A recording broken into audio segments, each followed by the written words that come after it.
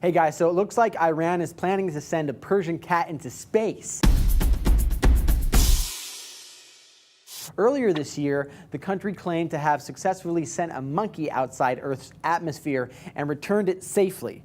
This drew skepticism after photos raised international debate about whether the same monkey was shown in the pre- and post-launch images. Why is Iran taking part in new animal space missions? Ben Williamson, press officer at PETA, tweeted, "Iran's archaic experiment is a throwback to primitive techniques of the 1950s. What is Ben talking about? A throwback to primitive techniques?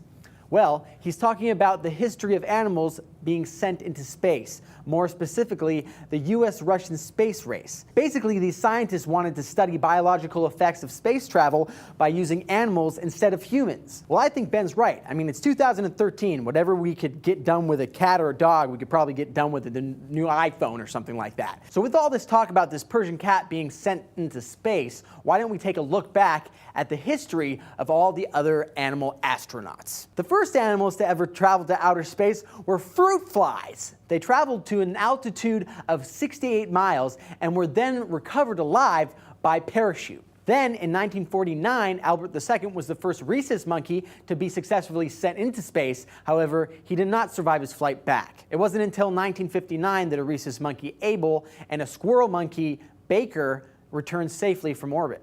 Then in 1957, the famous Russian stray dog Laika became the first living being to orbit the Earth on Sputnik 2. It is said that the Russians used stray dogs because they thought that they could handle the harsher conditions of cold space. Do you guys remember this iconic picture of Ham the chimp?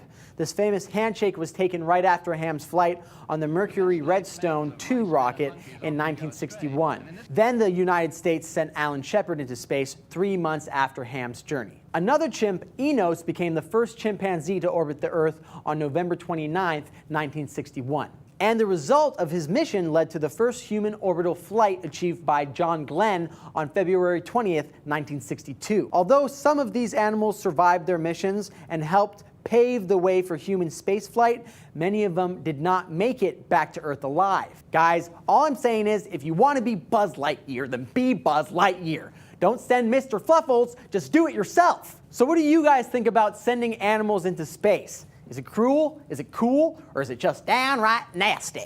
And don't forget to check out our episode of when we went to the Cat Vid Fest and this one about fake service dogs. Don't forget to subscribe, and I'll see you guys tomorrow. Later.